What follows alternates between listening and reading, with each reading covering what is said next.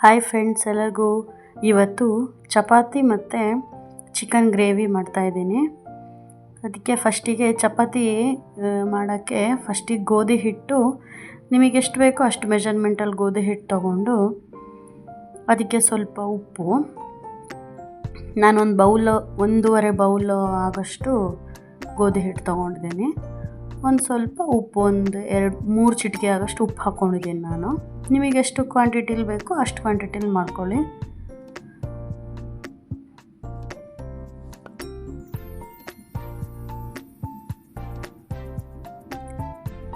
ಹಾಕ್ಕೊಂಡು ಸ್ವಲ್ಪ ನೀರು ಹಾಕ್ಕೊಂಡು ಕಲಿಸ್ಕೋಬೇಕು. ಒಂದೇ ಸತಿ ನೀರು ಹಾಕ್ಕೊಬಾರ್ದು, ಸ್ವಲ್ಪ ಹಾಕ್ಕೊಂಡು ತುಂಬ ಮೆದುನೂ ಅಲ್ಲ, ತುಂಬ ಗಟ್ಟಿನೂ ಅಲ್ಲ. ಚಪಾತಿ ಹಿಟ್ಟನ್ನು ತುಂಬ ಗಟ್ಟಿಯಾಗಿ ಕಲಿಸ್ಕೊಬಾರ್ದು, ಸ್ವಲ್ಪ ಸಾಫ್ಟಾಗಿ ಇರಬೇಕು. ಸಾಫ್ಟಾಗಿ ಸ್ವಲ್ಪ ನೀರು ಹಾಕ್ಕೊಂಡು ಎಷ್ಟು ಹದ ಬೇಕೋ ಅಷ್ಟು ಹದಕ್ಕೆ ಹಿಟ್ಟನ್ನು ಕಲಸಿಟ್ಕೊಬೇಕು. ಮತ್ತು ಚಪಾತಿ ಹಿಟ್ಟನ್ನು ಕಲಸಿದ ತಕ್ಷಣ ಮಾಡಬಾರ್ದು. ಚಪಾತಿ ಹಿಟ್ಟು ಕಲಸಿ ಒಂದು 10 ನಿಮಿಷ, ಒಂದು 20 ನಿಮಿಷ ಬಿಟ್ಟರು ಒಳ್ಳೆಯದು. ಟೈಮ್ ಇಲ್ಲ ಅಂದರೆ ಒಂದು 10 ನಿಮಿಷನಾದ್ರು ಬಿಟ್ಟರೆ ಚಪಾತಿ ತುಂಬ ಸಾಫ್ಟಾಗಿ ಬರುತ್ತೆ. ಮತ್ತು ಬೆಳಗ್ಗೆ ಮಾಡಿಟ್ರೂ ಮಧ್ಯಾಹ್ನ ಸಾಯಂಕಾಲನ ತನಕನೂ ಚಪಾತಿ ಸ್ಮೂತಾಗೇ ಇರುತ್ತೆ. ಮತ್ತು ಸ್ವಲ್ಪ ಎಣ್ಣೆ ಹಾಕಿ ಇನ್ನೊಂದು ಸ್ವಲ್ಪ ನಾದ್ಕೊಂಡು ಇಟ್ಕೊಬೇಕು. ನಾನು ಸ್ವಲ್ಪ ಹಾಕ್ಕೊಂಡಿದ್ದೀನಿ ಎಣ್ಣೆ ಅಷ್ಟೇ, ಒಂದು 2 ಸ್ಪೂನ್ ಆಗೋಷ್ಟು ಎಣ್ಣೆ ಹಾಕಿ ನಾದ್ಕೊಂಡು ಇಟ್ಕೊಳೋದು. ಮತ್ತು ಚಿಕನ್ ಗ್ರೇವಿಗೆ ನಾನು ಹಸಿ ಖಾರದ ಚಿಕನ್ ಗ್ರೇವಿ ಮಾಡ್ತಾಯಿದ್ದೀನಿ. ಅದಕ್ಕೆ ಖಾರದ ಪುಡಿ, ಧನಿಯಾ ಪುಡಿ, ಗರಂ ಮಸಾಲ, ಕಾಯಿ, ಹುಳಿ, ಟೊಮೆಟೊ, ಈರುಳ್ಳಿ, ಶುಂಠಿ, ಬೆಳ್ಳುಳ್ಳಿ ಹಾಕಿ ಹಾಗೆ ಪೇಸ್ಟ್ ಮಾಡಿ ಇಟ್ಕೊಂಡಿದ್ದೀನಿ.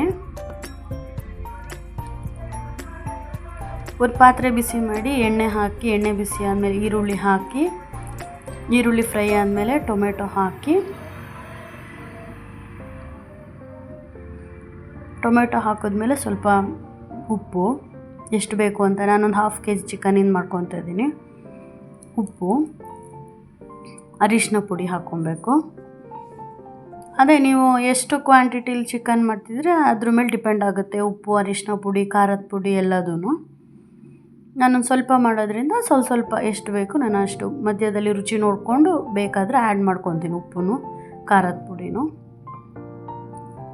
ಹಾಕಿ ಫ್ರೈ ಮಾಡಿ, ಚಿಕನ್ನು ಆಲ್ರೆಡಿ ತೊಳೆದು ಉಪ್ಪು ಅರಿಶಿನ ಪುಡಿ ಹಾಕಿಟ್ಟಿದ್ದೆ. 1/2 kg ಚಿಕನ್ನು ಅದನ್ನು ಹಾಕ್ಕೊತಾ ಇದ್ದೀನಿ.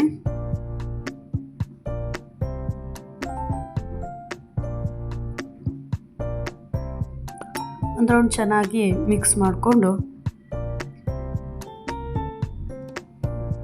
ಈಗ ಖಾರ ರೆಡಿ ಮಾಡಿಟ್ಕೊಂಡಿದ್ವಲ್ಲ ಮಸಾಲ, ಅದನ್ನು ಹಾಕಿಬಿಟ್ಟು ಚೆನ್ನಾಗಿ ಒಂದು ರೌಂಡು ಫ್ರೈ, ಸ್ವಲ್ಪ ಅದು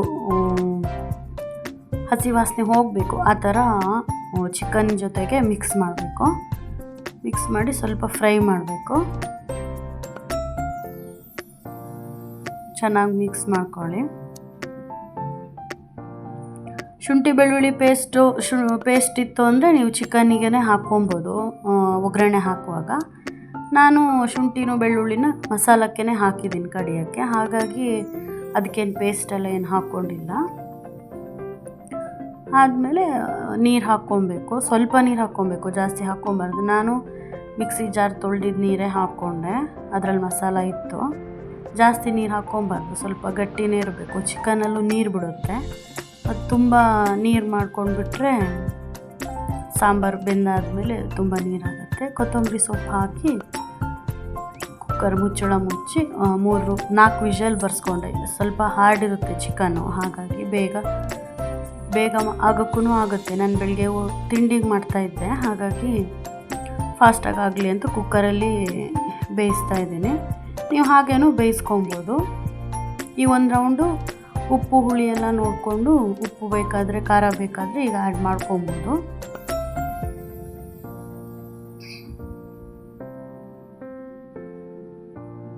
ವಿಷಲ್ ಹಾಕಿ ನಾನು 4 ವಿಷಲ್ ಬರ್ಸಿದ್ದೀನಿ.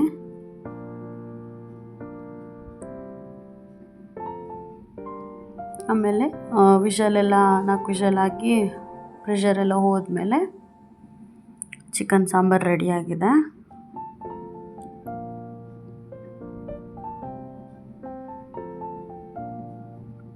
ಚಪಾತಿಗೆ ಪೂರಿಗೆ ಎಲ್ಲ ಚೆನ್ನಾಗಾಗುತ್ತೆ. ಈಗ ಚಪಾತಿ ಮಾಡ್ಕೊಳ್ಳೋಣ. ಒಂದು ರೌಂಡ್ ಮತ್ತಿನ್ನೊಂದು ಸತಿ ನಾದ್ಕೊಂಬಿಟ್ಟು ಅದನ್ನು ಎಷ್ಟು ಉಂಡೆ ಬೇಕು ನಾವು ಅಷ್ಟು ಉಂಡೆ ಮಾಡಿಟ್ಕೊಬೇಕು.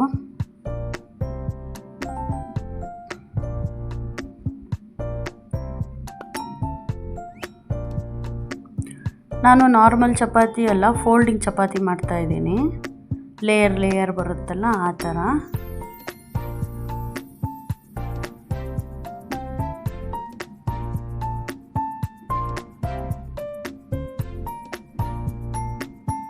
ಹಿಟ್ಟು ಹಾಕ್ಕೊಂಡು ಒಂದು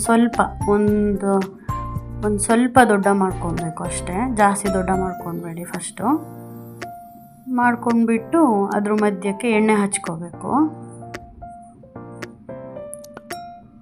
ಸ್ವಲ್ಪ ಅದ್ರ ಮೇಲೆ ಹಿಟ್ಟಿರುತ್ತಲ್ಲ ಅದನ್ನ ಸ್ವಲ್ಪ ಒರೆಸ್ಕೊಂಬಿಟ್ಟು ಅದ್ರ ಮೇಲೆ ಎಣ್ಣೆ ಹಚ್ಕೊಳ್ಳಿ. ಜಾಸ್ತಿನೂ ಬೇಡ, ಸ್ವಲ್ಪ ಇದು ಮಾಡಿಬಿಟ್ಟು ಕೈಯಲ್ಲೇ ಸ್ಪ್ರೆಡ್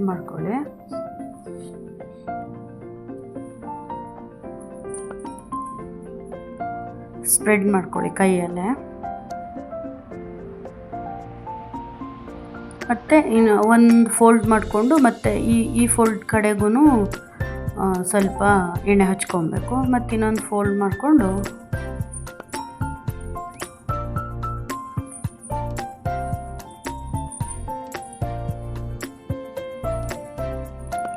ಉಜ್ಕೊಬೇಕು. ಇವಾಗ ಹಾಗೆ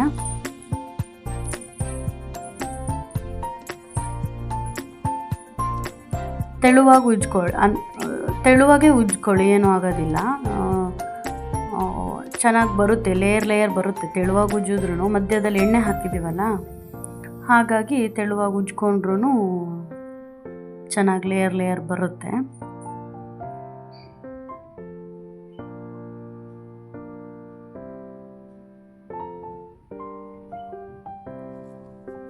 ಚಪಾತಿ ಹಿಟ್ಟು ಕಲಸಿದ ತಕ್ಷಣ ಯಾವ ಥರ ಚಪಾತಿ ಮಾಡಬಾರ್ದು. ಅದು ಏನಾಗುತ್ತೆ ಅಂದರೆ ನಾವು ಕಾಯಿಸಿದ ತಕ್ಷಣ ಆದ್ರೂ ಗಟ್ಟಿಯಾಗಿಬಿಡುತ್ತೆ ಚಪಾತಿ. ಮತ್ತು ಕಾಯಿಸಿ ಮಧ್ಯಾಹ್ನಕ್ಕೆಲ್ಲ ಇಡ್ತೀವಿ ಅಂತಂದ್ರೂ ಅದು ಮತ್ತೆ ಹಾಗೆ ಗಟ್ಟಿಯಾಗೇ ಬಿಡುತ್ತೆ. ಬಿಸಿ ಮಾಡಿ ತಿಂತೀವಿ ಅಂದ್ರೂ ಅದು ಗಟ್ಟಿಯಾಗಿಬಿಡುತ್ತೆ, ಹಾರ್ಡು. ಹಾಗಾಗಿ ಚಪಾತಿ ಹಿಟ್ಟು ಕಲಸಿ ಒಂದು 10 ನಿಮಿಷ ಅಥವಾ 20 ನಿಮಿಷ ಇಟ್ಟರೆ, ಇಲ್ಲಾಂತಾಯಿತು ಬೆಳಗ್ಗೆ ತಿಂಡಿಗೆ ಮಾಡ್ತೀವಂದರೆ ರಾತ್ರಿನೇ ಕಲಸಿಟ್ರೂ ಚೆನ್ನಾಗಾಗುತ್ತೆ. ಇನ್ನೊಂದು ಚಪಾತಿ ಮಾಡ್ತಾಯಿದ್ದೀನಿ ನೋಡಿ, ಇದೇ ಥರ ಹೀಗೆ ಸ್ವಲ್ಪ ಎಣ್ಣೆ ಹಚ್ಕೊಂಡು ಕೈಯಲ್ಲಿ ಸ್ಪ್ರೆಡ್ ಮಾಡಿಕೊಂಡ್ರೆ ಆಯ್ತು ಅಷ್ಟೇ. ಮತ್ತು ಇನ್ನೊಂದು ಫೋಲ್ಡಿಗೂ ಮೇಲ್ಗಡೆನೂ ಹಾಗೆ ಒಂದು ಸ್ವಲ್ಪ ಎಣ್ಣೆ ಹಚ್ಕೊಳೋದು. ರಾತ್ರಿನೇ ಹಿಟ್ಟು ಕಲಸಿಟ್ಕೊಂಡ್ರೆ ಇನ್ನೂ ಚೆನ್ನಾಗಾಗುತ್ತೆ, ಸ್ಮೂತಾಗಿ ಬರುತ್ತೆ ಚಪಾತಿ.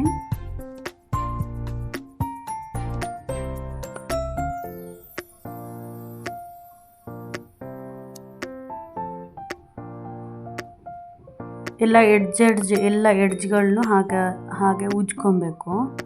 ಮಧ್ಯದಲ್ಲಿ ಮಾತ್ರ ಉಜ್ಕೊಬಾರ್ದು, ಸುತ್ತಲೂ ಉಜ್ಜಬೇಕು.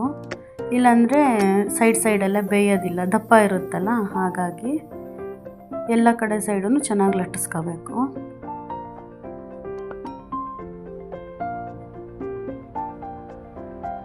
ಹಿಟ್ಟು ಹಾಕಿನೇ ಲಟ್ಟಿಸ್ಕೊಬೇಕು, ಎಣ್ಣೆ ಹಾಕಿ ಏನು ಲಟ್ಟಿಸ್ಕೊಳೋದು ಬೇಡ. ಅದು ಮಧ್ಯದಲ್ಲಿ ಎಣ್ಣೆ ಆಲ್ರೆಡಿ ಹಾಕಿರ್ತೀವಲ್ಲ. ಮತ್ತು ಗ್ಯಾಸ್ ಹಚ್ಚಿ ಕಾವಲಿ ಬಿಸಿಗಿಟ್ಕೊಂಡು, ಕಾವಲಿ ಬಿಸಿ ಆದಮೇಲೆ ಎಲ್ಲ ಕಡೆಗೂ ಎಣ್ಣೆ ಹಚ್ಕೊಬೇಕು.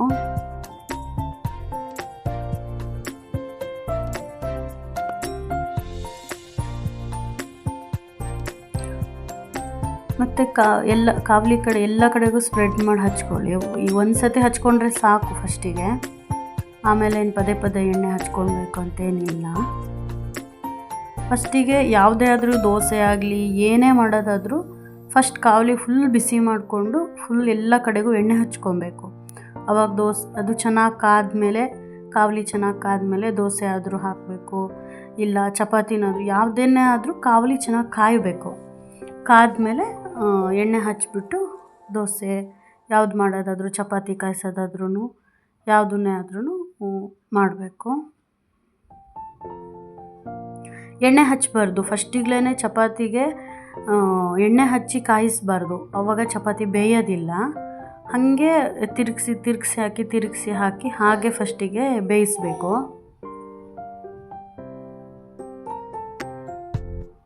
ಲಾಸ್ಟಿಗೆ ಎಲ್ಲ ಬೆಂದ ಮೇಲೆ ನೋಡಿ ಇದೇ ಥರ ಚೆನ್ನಾಗಿ ಉಬ್ಬಿ ಬರುತ್ತೆ.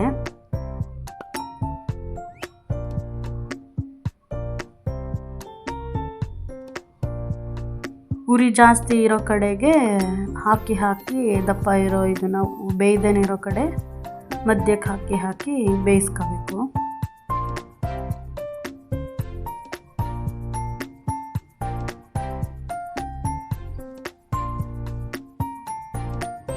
ಫಸ್ಟಿಗಲೇ ಎಣ್ಣೆ ಹಚ್ಚಿ ಬೇಯಿಸ್ಕೊಂಬಿಟ್ರೆ ಏನಾಗುತ್ತೆ, ಅದು ಸುಟ್ಟೋಗ್ಬಿಡುತ್ತೆ. ನಮಗೆ ಬೆಂದಂಗೆ ಕಾಣುತ್ತೆ ಹೊರತು ಮಧ್ಯದಲ್ಲಿ ಬೆಂದಿರೋದಿಲ್ಲ.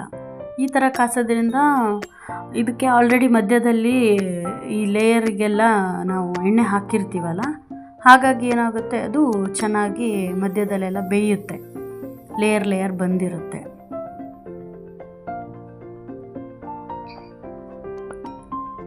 ಈ ಥರ ಮಧ್ಯಕ್ಕೆ ಬರೋ ಹಾಗೆ ಎಲ್ಲ ಪಾರ್ಟ್ಸ್ಗಳನ್ನೂ ಹೀಗೆ ಹಾಕಿ ಚೆನ್ನಾಗಿ ಕಾಯಿಸಿ ಇದು ಬೆಂದಿದೆ ಅನ್ನುವಾಗ ಎಣ್ಣೆನ ತುಪ್ಪನ ಏನಾದರೂ ಹಾಕ್ಕೊಬೋದು. ನೀವು ತುಪ್ಪ ಹಾಕ್ಕೊಂಡ್ರೆ ಚೆನ್ನಾಗಾಗುತ್ತೆ. ಹೀಟು ಆಗೋದಿಲ್ಲ ಚಪಾತಿಗೆ. ಚಪಾತಿ ತಿಂದರೆ ಕೆಲವ್ರಿಗೆ ಹೀಟ್ ಆಗುತ್ತಲ್ಲ, ಹಾಗಾಗಿ ತುಪ್ಪ ಹಾಕ್ಕೊಂಡ್ರೆ ಹೀಟ್ ಆಗೋದಿಲ್ಲ. ಒಂದು ಚಪಾತಿ ಕಾದಿದೆ ನೋಡಿ, ಇನ್ನೊಂದು ಚಪಾತಿನ ಹಾಗೆ ಕಾಯಿಸಿ ತೋರಿಸ್ತಾ ಇದ್ದೀನಿ. ಉಬ್ಬಿ ಬರುತ್ತೆ ಹಾಗೆ. ಫಸ್ಟಿಗೆ ಎಣ್ಣೆ ಹಚ್ಚೋದು ಬೇಡ, ಹಾಗೆ ಹುಡಿ ಕಾವಲಿ ಮೇಲೇ ಚಪಾತಿನ ಹಾಗೆ ಬೇಯಿಸ್ಕೊಬೇಕು. ಎಣ್ಣೆ ಹಚ್ಚಿಬಿಟ್ರೆ ಅಲ್ಲಲ್ಲೇ ಸುಟ್ಟು ಹೋಗುತ್ತೆ ಹೊರತು ಬೇಯೋದಿಲ್ಲ. ಇದು ಏನಾಗುತ್ತೆ, ಚೆನ್ನಾಗಿ ಬೇಯುತ್ತೆ, ಉಬ್ಬಿನೂ ಬರುತ್ತೆ. ಎಣ್ಣೆ ಹಚ್ಚಿದ್ರೆ ಏನಾಗುತ್ತೆ, ಉಬ್ಬೋದಿಲ್ಲ, ಅಲ್ಲಿಗೆ ಇದಾಗ್ಬಿಡುತ್ತೆ.